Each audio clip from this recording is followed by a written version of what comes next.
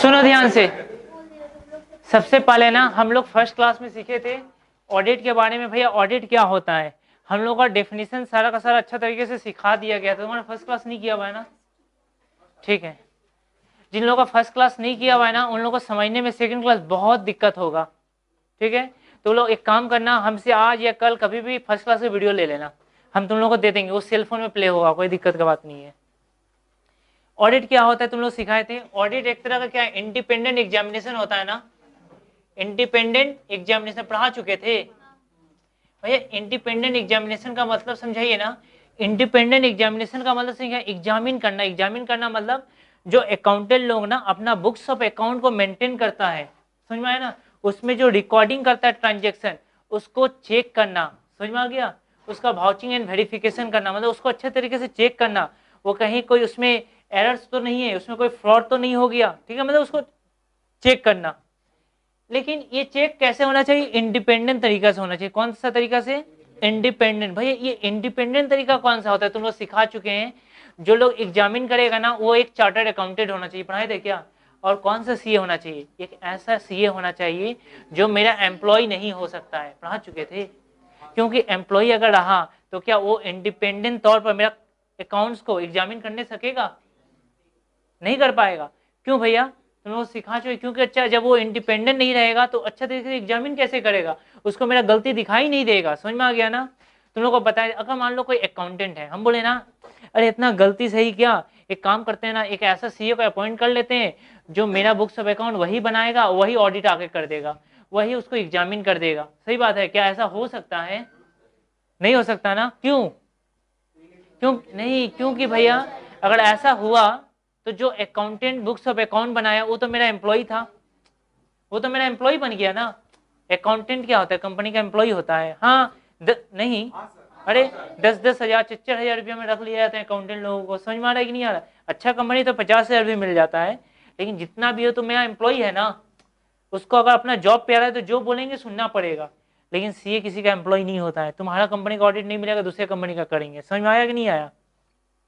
उसका अलग से एक वजूद होता है, उसको किसी ने तो किसी से ऑडिट कराना ही पड़ेगा। तो ऑडिटर क्या होना चाहिए, सीए एम्प्लॉय नहीं होना चाहिए, प्लस रिलेटिव भी नहीं होना चाहिए। समझा चुके हैं क्यों रिलेटिव नहीं होना चाहिए, समझ में आया। एक बेटा अपना बाप के कंपनी का ऑडिट नहीं कर सकता है, समझा चुके हैं ना। फिर ऑडिट क्या होता था भैया, audit is an independent examination of किसका होना चाहिए, फाइनेंशियल स्टेटमेंट। ये फाइनेंशियल स्टेटमेंट क्या होता है तुम लोग को समझा चुके हैं। जो हम लोग बुक्स ऑफ अकाउंट को रिकॉर्ड करते हैं ना, final account, balance sheet, cash flow, fund flow जिसके अंदर आता है वो सारा का सारा फाइनेंशियल स्टेटमेंट, इसका ऑडिट होगा। भैया ये सारा कौन बनाएगा, एंटिटी बनाएगा। कौन, एंटिटी। भैया एंटिटी मतलब ऑर्गेनाइजेशन कोई भी हो सकता है, सोल प्रोप्राइटरशिप फर्म हो सकता है, पार्टनरशिप फर्म हो सकता है, सही बात है ना, कंपनी हो सकता है। समझ में आया। इसके बाद जाके भैया क्या होना चाहिए, audit is an independent examination of financial statement of an entity weather profit oriented और नॉट। मतलब ऑडिट क्या जिसका प्रॉफिट होगा उसी का होना चाहिए, नहीं भैया। आपको पता है अगर ऑडिट का बात करें ना, ऑडिटिंग करवाने का सीए से, अगर कोई वो कंपनी है, क्या है, कंपनी है, तो उसके लिए ऑडिट करना कंपलसरी है, उसको ऑडिट करवाना ही पड़ेगा, चाहे वो प्राइवेट कंपनी हो चाहे वो पब्लिक कंपनी हो। लेकिन अगर कोई फर्म है ना, फर्म है, फर्म का टर्नओवर यदि 100 लाख से ज्यादा है, या आपके तरह कोई प्रोफेशनल पर्सन है, डॉक्टर्स, टीचर, समझ में आ रहा है, तो एडवोकेट, इन लोगों का ना अगर 25 लाख से ज्यादा है तब इन लोगों के लिए ऑडिट कंपलसरी है। सही बात है, ऐसा सिखा चुके हैं। जैसे कि भाई आपको क्या बताएं, हम तुम लोगों को एक एग्जाम्पल भी देके समझा चुके थे ना, समझाए थे। जैसे कि एक बात बताना, जैसे कि कोई ऐसा कंपनी SRK लिमिटेड, ठीक है, इसका टर्नओवर ना, इसका टर्नओवर 80 लाख है। कितना लाख है, 80 लाख है। तो क्या इसको ऑडिट करना पड़ेगा, तुम बताना। क्यों नहीं है, कंपलसरी क्यों?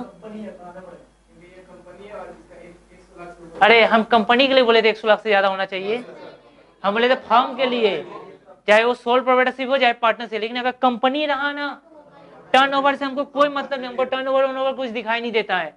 अगर वो कंपनी है तो उसको ऑडिट कराना ही पड़ेगा।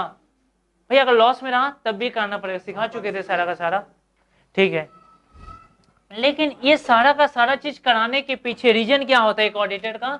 सिर्फ और सिर्फ अपना ओपिनियन देना। ओपिनियन ओपिनियन में अपना किसके ऊपर देता है? इसका financial statement true and fair है कि नहीं है, ट्रांसपेरेंसी है कि नहीं है, ऐसा सिखा चुके थे ना, हो चुका था।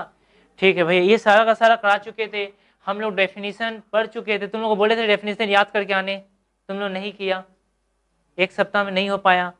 ठीक है, जिन लोगों को सीट नहीं मिला हम दे देंगे, तुम लोग थोड़ा कोशिश करना, हम सीट भी दे दिया जाएगा, सारा का सारा नोट्स प्रोवाइड कर दिया जाएगा बहुत जल्दी।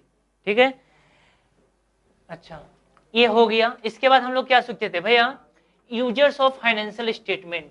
इसके यूजर्स कौन कौन होता है, इसका यूजर्स कौन कौन सा होता है सिखाए थे। इंटरनल यूजर, दूसरा सिखाए थे एक्सटर्नल यूजर। इंटरनल यूजर में भैया अंदर का होना चाहिए, जैसे शेयर होल्डर। शेयर होल्डर कैसे होता है? डिविडेंड लेने के लिए। यूजर माने किसको किसको जरूरत पड़ेगा फाइनेंशियल स्टेटमेंट का? भैया शेयर होल्डर को। जब फाइनेंशियल स्टेटमेंट होगा, प्रॉफिट जानेगा, तब ना अपना डिविडेंड मांगेगा।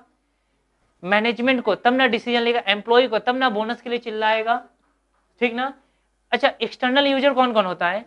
कस्टमर सामान का ऑर्डर कैसे देगा, फाइनेंशियल स्टेटमेंट देख करना। क्रेडिटर लोन कैसे देगा, बैंक वगैरह। और कौन? गवर्नमेंट टैक्स कैसे लेगा। प्रोस्पेक्टिव इन्वेस्टर, इन्वेस्टर लोग पैसा आंख बंद करके इन्वेस्ट कर देगा, कि पहले चेक करेगा इसका financial statement true and fair है कि नहीं है। यूजर्स ऑफ फाइनेंशियल स्टेटमेंट हम लोग सीख चुके थे। इसके बाद और क्या सीखे थे? बोले थे ना हम लोगों को ऐसे 200 पढ़ना पड़ेगा। कौन सा? ऐसे टू। ये सब ऐसे उसे क्यों पढ़ने बोले थे? बोले थे जैसे अकाउंट्स की दुनिया में ना अकाउंटिंग स्टैंडर्ड होता है ना, अकाउंटिंग स्टैंडर्ड होता है क्या? एएस का नाम नहीं सुना कोई? अकाउंटिंग स्टैंडर्ड, उसी तरह से ना ऑडिट की दुनिया में ना ऐसे होता है। क्या होता है? ऐसे स्टैंडर्ड ऑफ ऑडिटिंग। समझ में आ रहा है? पहले ना, पहले के जमाने में इसको एएएस भी बोलते थे। समझ में आया? एएएस बोला जाता था, ऑडिटिंग ऑफ एश्योरेंस स्टैंडर्ड। लेकिन ना अभी हम लोग, अभी जब हम लोग ऑडिट करने जाएंगे, ऑडिट में लिखेंगे कोई भी ऐसे, तो ऐसे लिखना ऑडिट में। ठीक है, अभी हम लोग का मॉडर्न नाम देना है, जो जो मॉडर्न नाम चल रहा है, तो अभी चल रहा है ना ऐसे। ऐसा ना हम लोग को बहुत सारे ऐसे पढ़ना पड़ेगा। क्यों पता है? हम तुम लोगों को बोले थे एक बुक परचेज कर लेने के लिए। ठीक है, वहां से हम तुम लोग को क्वेश्चन नोट कराएंगे, आज भी नोट कराएंगे, आज से ही क्वेश्चन तुम लोग को देना शुरू कर देंगे हम। ठीक है, लेकिन आस्ते आस्ते। लेकिन जैसे ही मेरा 5 क्लास कंप्लीट होगा ना, हम लोग का बहुत ढेर सारा क्वेश्चन बढ़ जाएगा। 10 क्लास के बाद ना बहुत और अधिक इंक्रीज कर जाएगा। समझ में आया ना? क्योंकि स्टार्टिंग में थोड़ा बेसिक कंसेप्ट का जरूरत पड़ेगा। बेसिक कंसेप्ट तब तक हम तुम लोग का नहीं बोल सकते, तुम लोग का नॉलेज हो गया, जब तक हम लोग का ऐसे कंप्लीट नहीं हो जाता। क्या कंप्लीट नहीं हो जाता? ऐसा बहुत सारा ऐसे सीखना है, जिसमें एक वेरी वेरी इंपॉर्टेंट, जिसका नाम है ऐसे 200। ऐसे 200 में सबसे पहले सीखे थे ना, ऑडिटर जो होना चाहिए ना, टीटी का मतलब भैया सिंसियर होना चाहिए। समझ में आ रहा है? केयरलेस नहीं होना चाहिए। ऑडिटर मतलब बी प्रोफेशनल होना चाहिए। ऑडिटर को अकाउंट्स का नॉलेज होना चाहिए। ऑडिटर मतलब एक प्रोफेशनल पर्सन है, जैसे तैसे किसी का ऑडिट करने नहीं चल जाएगा। और एक ऑडिटर का अपना खुद का ड्रेस होता है। समझ में आ रहा है कि नहीं? ड्रेस का मतलब एक प्रोफेशनल फॉर्मल ड्रेस होता है। समझ में आ रहा है कि नहीं? बिजनेस कम्युनिकेशन में सिखाया गया होगा, कपड़ा भी बोलता है, हम सिखाए थे। ठीक है, तो उसी तरीके से ना ऑडिटर में सिंसियरिटी का भाव होना चाहिए कि हम एक ऑडिट करने जा रहे हैं। दूसरा, ऑडिट का मतलब, अरे बिजनेस की दुनिया में ना सबसे बड़ा टाइम का कीमत होता है, जवान का वैल्यू होता है। ऑडिटर बोला हम आ जाएंगे 10 बजे, आएगा 1 बजे, ऐसे होता है क्या कभी? क्या समझेगा लोग हम लोग के बारे में? अरे इन लोग का जवान का कोई कीमत नहीं है। तो सिंसियर होना बहुत जरूरी। इसके अंदर हम लोग ऑब्जेक्टिविटी पढ़ रहे थे। क्या पढ़ रहे थे? ऑब्जेक्टिविटी। अच्छा, एक ऑडिटर का कितना ऑब्जेक्टिव होता है भैया? बहुत सारा ऑब्जेक्टिव होता है, लेकिन मेन 2 ऑब्जेक्ट होता है। एक को बोलते हैं प्राइमरी ऑब्जेक्टिव। क्या बोलते हैं? प्राइमरी। दूसरा क्या बोलते हैं? सेकेंडरी ऑब्जेक्टिव बोलते हैं। प्राइमरी में ऑडिटर का सबसे पहला उद्देश्य क्या होता है? सबसे पहला मोटिव क्या होता है भैया? अपना ओपिनियन देना। किसके ऊपर? ट्रू एंड फेयर व्यू के ऊपर, कि इसका financial statement true and fair है कि नहीं। जो कंप्लीट हम नहीं कर पाए थे, लेकिन काफी हद तक हम प्राइमरी ऑब्जेक्टिव के ऊपर बोल चुके थे, ट्रू एंड फेयर व्यू के ऊपर। हमको और भी बोलना है, सुनो ध्यान से, प्राइमरी ऑब्जेक्टिव के बारे में, जो कुछ टॉपिक बाकी रह गया था।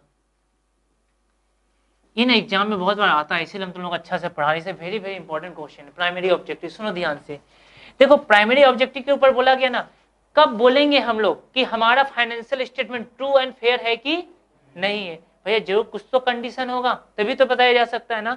तो बोला गया ना हम लोग जिसका बुक्स ऑफ अकाउंट को ऑडिट करने जा रहे हैं ना, उसका सबसे पहले ना अकाउंटिंग पॉलिसीज को चेक करो। किसका क्या चेक करो? Accounting policies. अकाउंटिंग पॉलिसीज में बोला गया इसका बुक्स ऑफ अकाउंट क्या होना चाहिए? एक्सेप्टेबल होना चाहिए। ठीक है, एक्सेप्टेबल का मतलब ये लोग जो मेथड को फॉलो कर रहा है ना, जो मेथड को वाकई में वो मेथड होना चाहिए। पता है वो लोग डिप्रिसिएशन किस मेथड से बनाया? नाम दिया इंक्रीज इन WDV मेथड। नाम सुना है? अरे कहाँ सुना? हम WDV मेथड को नाम सुने, इंक्रीज इन WDV मेथड। अरे भाई ये कैसा मेथड है, आज तक सुने ही नहीं। तो ऐसा चीज को हम लोग एक्सेप्ट कर सकते हैं? नहीं कर पाए। डिप्रिसिएशन का अकाउंटिंग स्टैंडर्ड होता है 6। डिप्रिसिएशन के लिए ना AS 6 में बोला गया, तुम बताओ ना, इंक्रीज इन WDV मेथड कोई मेथड ही नहीं होता है। WDV होता है, हो सकता है SLM हो सकता है, और भी बहुत सारा है। ठीक है, ये भाई ये कैसा मेथड है? तो ऐसा मेथड फॉलो करेगा तो हम लोग मानने वाले नहीं। जैसे एक बात बताओ, जैसे कि अगर हम तुम लोगों को बोले ना, क्लोजिंग स्टॉक का नाम सुना है ना? क्लोजिंग स्टॉक का 4 मेथड होता है, फीफो, लिफो, वेटेड, सिंपल। इसके अलावा वो बाहर से कोई नया मेथड लगा देगा अपना मन से, तो उसको हम लोग एक्सेप्ट करेंगे? कभी करने वाले नहीं। उसके बाद ना उसमें कंसिस्टेंसी का होना जरूरी। क्या जरूरी है? कंसिस्टेंसी का होना जरूरी। मतलब भैया कंसिस्टेंसी का मतलब जैसे कि अगर वो लोग डिप्रिसिएशन को ना पहले से SLM फॉलो करता था, क्या फॉलो करता था? आज से 10 साल पहले SLM फॉलो करता गया, सडनली ना 10 साल के बाद अब वो चेंज करके WDV में चला गया, तो ये कंसिस्टेंसी है? क्या ये कंसिस्टेंसी है? कैसे नहीं? 10 साल तक SLM फॉलो किया तो गाना में भी तो SLM फॉलो होना चाहिए।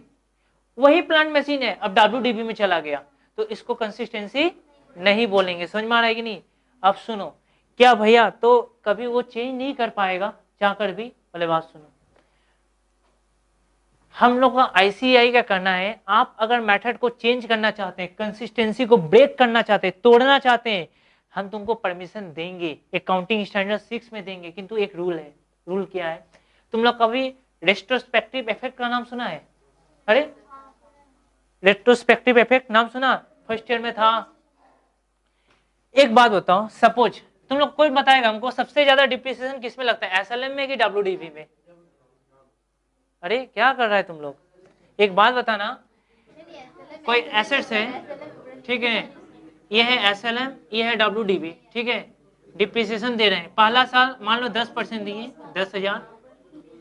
भैया 90 दोनों में आएगा? हम बोले हाँ एकदम आएगा, दोनों में 90,000। लेकिन दूसरा साल जब देंगे तो SLM में तो 10 ही रहेगा, लेकिन WDV में तो 9 हो जाएगा ना। मीन्स WDV में ना डिप्रिसिएशन कम होता जाता है, मतलब कम चार्ज होता है, और SLM में डिप्रिसिएशन ज्यादा। क्या हुआ था तुमको समझा रहे हैं। मेरा सडनली एक साल ना कुछ गड़बड़ घोटाला कर दिए, जिसके कारण से ना PL में जब हम डिप्रिसिएशन दिखा रहे थे ना अकॉर्डिंग टू SLM मैथड, तो डिप्रिसिएशन का अमाउंट ज्यादा था। डिप्रिसिएशन ज्यादा होने के कारण मेरा लॉस में आ रहा था आंसर। खर्चा ज्यादा होगा तो लॉस होगा ना। अब क्या करें, हम एक काम करते हैं, मेथड चेंज कर देते हैं। ठीक है, तो देखो अगर बताओ लॉस में कोई देखेगा, कोई भी शेयर, कोई भी इन्वेस्टर मेरा कंपनी में पैसा लगाएगा? भैया कोई नहीं लगाने मांगेगा। तो हम क्या किए ना, लॉस को प्रॉफिट में कन्वर्ट करने के लिए हम उसको WDV में चले गए, जिससे मेरा डिप्रिसिएशन कम हो जाएगा और लॉस प्रॉफिट में कन्वर्ट हो जाएगा। ऐसा कर सकते हैं अपने फायदा के लिए। हाँ भैया आप तो यही दिमाग लगाइएगा, सही बात है ना, कोई भी कंपनी दिमाग लगाएगा। तब ICAI बोला, सुनो ध्यान से, पहले बात सुनना। ICAI क्या करना है, आप ऐसा कर सकते हैं लेकिन आपको कुछ रूल को फॉलो करना पड़ेगा। वो रूल हम तुम लोगों को समझा रहे हैं। सबसे पहला, आपको पिछले 10 साल के पीछे में जाना पड़ेगा, पिछले 10 साल में। ठीक है, तो वहां जाकर पूरा शुरू से अंत तक इफेक्ट दिखाना पड़ेगा। ऐसे दिखाते थे, एक कमेंट लिखना पड़ेगा कि आप ऐसा क्यों किए और आपको इसको करने के कारण मेरा प्रॉफिट में क्या इफेक्ट पड़ गया। प्रॉफिट का इफेक्ट को बताना पड़ेगा, नहीं तो मेरा शेयर होल्डर लोग समझ नहीं पाए, इन्वेस्टर लोग उतना थोड़ी ना समझ पाएगा कब कौन सा क्या किया। इसको कमेंट, नोट्स टू डिस्क्लोजर का नाम सुना है ना, वहां लिखना पड़ेगा इसका प्रॉफिट के ऊपर क्या इफेक्ट पड़ा है और डिप्रिसिएशन कैसे क्या हो गया। एक नोट लिखते थे रेट्रोस्पेक्टिव इफेक्ट में। समझ में आया? ठीक है भैया, इतना समझ गए। बोला ऐसे नहीं और कुछ कंडीशन है। ऐसा चेंज करने के लिए आपको कुछ रूल्स को फॉलो करना। पहला रूल सुनो, बोला गया कभी कोई लॉ चेंज हो जाता है ना, लॉ कंप्लायंस विथ लॉ, अगर लॉ चेंज हो गया तो तुमको बाध्य होकर ऐसा ही करना पड़ेगा, सही बात है ना। लॉ अगर बोल रहा है चेंज करो तब कोई रोक सकता है क्या? कोई उपाय नहीं। या दूसरा, या मेरा अकाउंटिंग स्टैंडर्ड, या तो मान लो ICAI कहता है industrial chartered accountants of India, तुमको चेंज करना पड़ेगा, तब तो करना ही पड़ेगा। तीसरा बोला देखो लॉ तो गवर्नमेंट के हाथ में है, एस को चेंज करना ICAI के हाथ में है, सही बात ना। तीसरा, या बेटर प्रेजेंटेशन, अगर तुमको लगता है ऐसा चेंज करने से तुम्हारा प्रेजेंटेशन अच्छा होगा, भले ध्यान से सुनना, तुम अगर लॉस के मोटिव से कर रहा है ना, लॉस के मोटिव से कर रहा है तो तुमको चेंज करने नहीं देंगे, कि लॉस को प्रॉफिट में कन्वर्ट कर लेंगे। अभी मेरा बहुत सारे स्टूडेंट पूछेंगे अच्छा बताइए एक मेथड चेंज कर देगा तो लॉस क्या प्रॉफिट में कन्वर्ट हो जाएगा? तो तुमको बता दें एक फैक्ट्री में ना सिर्फ एक प्लांट एंड मशीन नहीं होता है, वहां ना हजारों प्लांट एंड मशीन रहता है, तो सोचो कितना डिप्रिसिएशन चार्ज होता होगा, तो इतना बड़ा इफेक्ट पड़ेगा ना डिप्रिसिएशन में कि लॉस प्रॉफिट में आ जाएगा, सही बात है ना। तो बोल दिया गया कि अगर तुम्हारा मोटिव ये है कि लॉस को प्रॉफिट में कन्वर्ट कर ले तो इस मोटिव से चेंज करने नहीं देंगे, लेकिन अगर बेटर प्रेजेंटेशन के कारण कर रहे हो तो हम तुमको चेंज करने का परमिशन देंगे। तो भैया कोई थोड़ी ना सच्चाई बताएगा कि हम लॉस को छुपाने के लिए कर रहे हैं, तो इतना आसान नहीं है कि लोग चेंज कर लेगा। इसके लिए ना CA से परमिशन लेना पड़ेगा। किससे परमिशन लेना पड़ेगा? चार्टर्ड अकाउंटेंट्स को बताना पड़ेगा मेरा मोटिव वो नहीं है लॉस को प्रॉफिट में कन्वर्ट, मेरा मोटिव है बेटर प्रेजेंटेशन।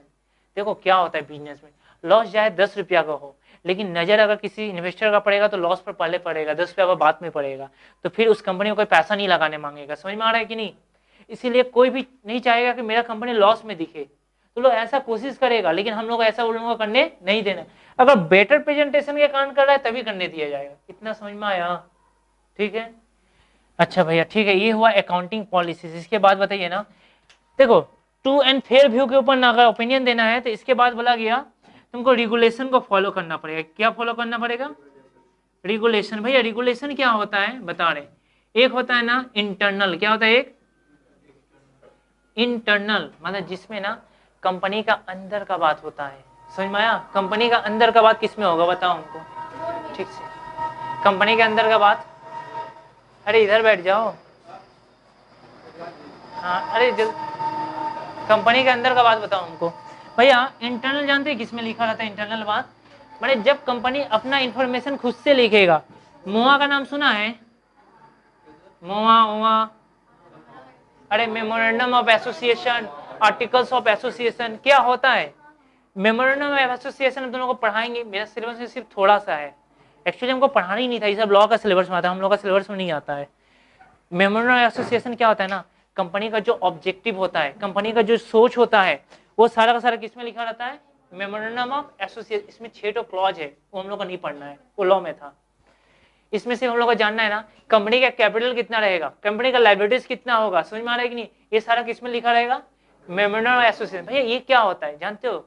एक तरह का ना less down limits and boundaries होता है मेमोरेंडम ऑफ एसोसिएशन। भैया क्या, सपोज मान लो मेरा कंपनी का काम है ना, मेरा कोई भी कंपनी में ना कोई भी अगर इन्वेस्टर पैसा लगाता है ना, हम लोग अपना एक प्रोस्पेक्टस देते हैं। क्या देते हैं? जिसमें ना इन्फॉर्म किया रहेगा मेरे इन्वेस्टर को कि मेरा कंपनी आपका पैसा लेकर कहां पर इन्वेस्ट करने वाली है।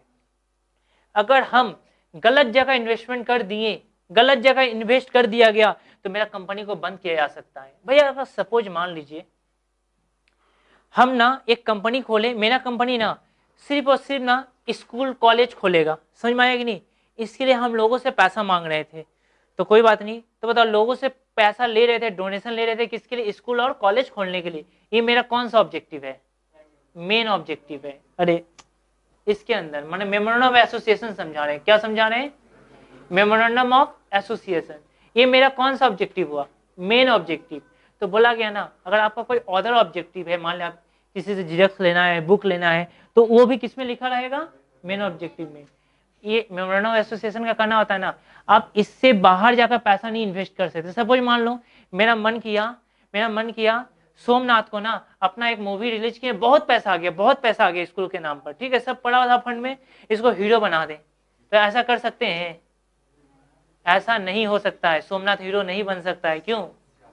क्योंकि भैया ये ना आपका मेन ऑब्जेक्टिव है ना अदर ऑब्जेक्टिव। ऐसा अगर करने गए ना तो एक भी कोई भी जाकर कंप्लेन कर दिया ना तो मेरा कंपनी बंद हो सकता है। समझ में आ गया? मतलब जो इसमें लिखा रहेगा ना वहीं पर पैसा इन्वेस्ट होगा। समझ में आ रहा है कि नहीं? सब कंपनी का एकदम रिक्वायर्ड रूल है। तुम्हारे पास फंड में पैसा आ गया इसका मतलब नहीं तुम किसी को लोन दे दो, ऐसा नहीं होता है। फंड में पैसा आ रहा है रिजर्व में रखो। पैसा जहां इन्वेस्ट होना चाहिए वहीं पर होगा, दूसरी जगह नहीं हो सकता है। ये इसके अंदर लिखा है। भाई आर्टिकल्स ऑफ एसोसिएशन बताइए ना। अरे मीटिंग में कितना आएगा, कितना लोग आएगा, 7 जन आएगा कि 10 लोग आएगा, ये बात कहीं तो लिखा होना चाहिए ना, तब मीटिंग स्टार्ट करेंगे। ये कहाँ लिखा रहता है? Articles of association. डायरेक्टर कौन कौन बनेगा कहाँ लिखा रहेगा? Articles of association. ठीक है भैया, बहुत अच्छा। भैया पार्टनरशिप के लिए क्या होता होगा? उन लोगों के लिए डीड बनता है। अरे वो लोग आपस में डिसाइड करेगा इंटरेस्ट ऑन कैपिटल कितना लेंगे, प्रॉफिट कितना बांटेंगे। याद आ रहा है? नहीं याद आया? किसमें? कमीशन कितना लेंगे, डीड में। भैया मान लीजिए वो लोग ना ये सब कुछ नहीं बनाया, ठीक है, तो ऐसा बाई चांस बता रहे हैं, तो एक एक्सटर्नल रूल होता है। क्या होता है? एक्सटर्नल। तो गवर्नमेंट वाला टेंशन मत लो, अगर वो कंपनी है ना तो हम लोग उसके लिए ना कंपनीज एक्ट 2013 बना कर रखे हैं। कौन सा? और यही तुम लोगों को पढ़ना है, कंपनीज एक्ट 2013। जो इसमें लॉ नहीं पढ़ा होगा ना उन लोगों को थोड़ा बहुत दिक्कत होगा, लेकिन हम संभाल लेंगे। कंपनीज एक्ट 2013, इसके प्रोविजन से काम करना पड़ेगा कंपनी को। समझ में आ गया? जैसे कि अगर कोई आर्टिकल्स ऑफ एसोसिएशन नहीं बनाया, नहीं लिखा, तो जान लो तो प्राइवेट कंपनी में ना कंपनी एक्ट 2013 बोलता है कम से कम 2 लोग आएगा तभी मीटिंग स्टार्ट होगा। अगर पब्लिक कंपनी तो कम से कम 5 लोग चाहिए। कितना लोग चाहिए? ये किसमें लिखा है? Company act 2013। समझ में आया? ये रूल अप्लाई हो जाएगा भैया। लेकिन अगर मान लीजिए पार्टनरशिप फॉर्म रहा तो पार्टनरशिप एक्ट है, नाम सुना है? पार्टनरशिप एक्ट 1932, मैंने नाम सुना है। उसके लिए ये अप्लाई हो जाएगा। जैसे कि अच्छा हम लोग आपस में ना डिसाइड नहीं किए कि हम लोग आपस में ना इंटरेस्ट ऑन कैपिटल कितना % लेंगे, तो कितना % दिया जाएगा? इंटरेस्ट ऑन कैपिटल अगर पहले से डिसाइड नहीं है तो नहीं मिलेगा। नहीं मिलेगा। क्यों? पता है, हम 1 लाख रुपया लगाए, ये 10 रुपया लगाई है। ये बोलते हैं कि इसका कहना है ना भैया इंटरेस्ट ऑन कैपिटल होना ही नहीं चाहिए। हम बोले ना 50% होना चाहिए। ये बोले भाई 1% होना चाहिए। इसीलिए बोला गया इंटरेस्ट ऑन कैपिटल अगर पहले से डिसाइड नहीं है तो नहीं होगा। अच्छा भैया ठीक है। अच्छा मान लीजिए भैया ड्राइंग्स निकाल रहा है लोग, ठीक है, इसके ऊपर कितना % इंटरेस्ट चार्ज होगा? पहले से डिसाइड नहीं है तो नहीं होगा भैया। ठीक है, इंटरेस्ट और लोन बताइए ना 6%, ठीक है, क्योंकि लोन रिक्वेस्ट करके लिया जाता है। भैया प्रॉफिट बताया यहाँ इक्वली शेयर किया जाएगा। समझ में आ गया? ये बात किसमें लिखा है? Partnership act 1932। ये कब अप्लाई होगा? जब पहले से कोई डीड नहीं बनेगा तब। ये सबको बोलते हैं एक्सटर्नल रूल। क्या बोलते हैं? ये सब नोट कर लो, ये सब यही लिखना एग्जाम में। हम तुम बुक में टिक आउट कराएंगे, मार्किंग करवाएंगे, ठीक है। अच्छा मतलब हम लोगों को देखना है हम लोग का फाइनेंशियल स्टेटमेंट प्राइमरी ऑब्जेक्टिव के अंदर ट्रू एंड फेयर है कि नहीं है। इसके लिए सबसे पहला रूल था अकाउंटिंग पॉलिसी मस्ट भी प्रॉपर होना चाहिए, एक्सेप्टेबल भी होना चाहिए, प्लस कंसिस्टेंसी भी होना चाहिए। अगर कंसिस्टेंसी नहीं है तो ये 3 रीजन से अगर नहीं है तब चलेगा, नहीं तो नहीं चलेगा, ठीक है। जैसे कि भैया एक्सेप्टेबल और अच्छा समझे। अच्छा एक बात बताओ, क्लोजिंग स्टॉक का क्या करना है? जब cost price and market price दोनों दिया रहता है हम लोग कौन से सेलेक्ट करते हैं? Which ever is lower. अगर कोई हायर लेगा तो उसको एक्सेप्ट किया जाएगा? नहीं, लोअर ही लेना पड़ेगा। समझ में आया? अब बता दें क्लोजिंग स्टॉक का वैल्यूएशन करने का भी रूल होता है। सिर्फ फीफो या वेटेड से वैल्यूएशन किया जाता है। वो 4 मेथड नाम का होता है, हम लोग सिखाते हैं, लेकिन वैल्यूएशन 2 ही मेथड से होता है, फीफो या तो वेटेड। समझ में आया? ठीक है, छोड़ो वो सब। देखना पड़ेगा कि लोअर लिया क्लोजिंग स्टॉक को तभी एक्सेप्ट करेंगे, नहीं तो एक्सेप्ट करने वाले नहीं तो ट्रू एंड फेयर व्यू नहीं देंगे। अच्छा भैया इसके अलावा और एक चीज चेक करना है। लास्ट क्या था हम लोगों का? Accounting policies regulation disclosure. Disclosure में भैया क्या जानना है? बोला गया ना जितना जनरल एंट्रीज होता है ना, मतलब जो भी बिजनेस में ट्रांजेक्शन हुआ ना, ट्रांजेक्शन हम इवेंट नहीं समझाएंगे अभी, सिर्फ सुनो ट्रांजेक्शन का। जो भी ट्रांजेक्शन हुआ है ना वो सारा का सारा रिकॉर्डिंग हुआ कि नहीं? अरे रिकॉर्डिंग नहीं किया तो हम कैसे बोल सकते उसका financial statement true and fair है? सब रिकॉर्डिंग होना चाहिए कि नहीं होना चाहिए? अरे डायरेक्टर लोग पैसा निकालते जा रहे हैं पर्सनल यूज करने के लिए, हम लोग रिकॉर्डिंग नहीं कर रहे हैं। अरे भूल गए तो ऐसे थोड़ी ना होगा, ये छूट गया, मिस्टेक हो गया तो देख गलती है, एरर्स है या तो फ्रॉड है, कुछ तो है। तो ये बोलता है ना सारा का सारा रिकॉर्डिंग चाहिए, प्लस अमाउंट भी सही लिखना चाहिए। क्या होना चाहिए? अमाउंट भी करेक्ट होना चाहिए। समझ में आया? मतलब कोई भी ऐसा एंट्री नहीं है ना जो छूटा नहीं होना चाहिए, कोई भी ऐसा एंट्री नहीं जिसका अमाउंट झूठा नहीं होना चाहिए, अमाउंट भी करेक्ट होना चाहिए। फिर बोला गया ना पीरियड वाइज होना चाहिए। कौन सा वाइज बोला गया? ये पीरियड वाइज क्या होता है तुम लोगों को बता देना। Normally books of account, normally books of account, normally word का यूज कर रहे हैं। किसी भी कंपनी का, किसी भी फर्म का 12 महीना का होता है। कितना महीना का होता है? नॉर्मली। ठीक है, तो एक बात बताएं, तुमको पता है इंश्योरेंस का पैसा ना 15 महीना का दे दिए थे। कितना महीना का पेड कर दिए? क्या बुक्स ऑफ अकाउंट में, अपने पीएल अकाउंट में क्या 15 महीना का दिखा सकते हैं? कितना महीना का दिखाना पड़ेगा? 12 महीना का। 3 महीना का ना प्रीपेड हटा देना पड़ता है। वही बोला गया पीरियड, मतलब जितना महीना का बुक्स ऑफ अकाउंट बनेगा उतना ही महीना का दिखा सकते हैं। समझ में आया? और एक बात सुन लो, हमेशा सोचते हैं 12 महीना का नॉर्मल अकाउंट होता है, ऐसा बात नहीं। अब कोई बिजनेस कमेंस होता है, स्टार्ट होता है ना, तो चाहे तो 18 महीना का भी बुक्स ऑफ अकाउंट बना सकता है, जान लो। इसीलिए वर्ड की यूज किए थे कि नॉर्मली कोई भी बिजनेस 12 महीना का बुक्स ऑफ अकाउंट फॉलो करता है। ठीक है, ठीक है, छोड़ो। जितना महीना का बनेगा 12 महीना का है तो 12 महीने की दिखाओ, उससे ज्यादा होगा प्रीपेड, कम होगा आउटस्टैंडिंग। किसी को नोट करना है कि हम आगे बढ़े? बढ़ रहे हैं।